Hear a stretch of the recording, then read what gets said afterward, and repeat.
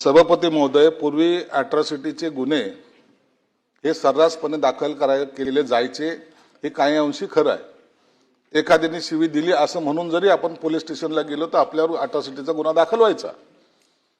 आता गुन्हा दाखल केला की तातडीने आरोपीला 24 तासाच्या आत अटक झाली पाहिजे असं सुद्धा पूर्वी नियम होता आणि त्या पद्धतीने अटक काही लोकांना केली जायची।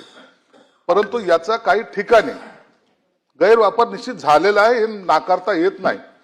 म्हणून आता शासनाने त्या कायद्यामध्ये जो काही बदल केलेला आहे त्या बदलामध्ये काय सांगितलंय की तुम्हाला तुमचा एफआयआर नोंदवता येईल, परंतु अटक करण्यापूर्वी जो आयओ असेल तो आयओ तो त्याची खात्री करेल।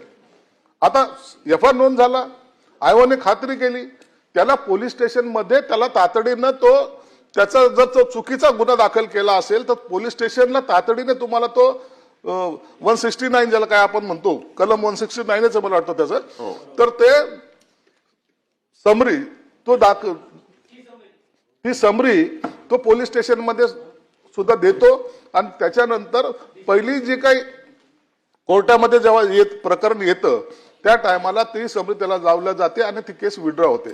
परंतु माझं तर त्याच्याही पुढे जाऊन सांगणं आहे की असे चुकीचे गुन्हे कुणावर दाखल होऊ नये।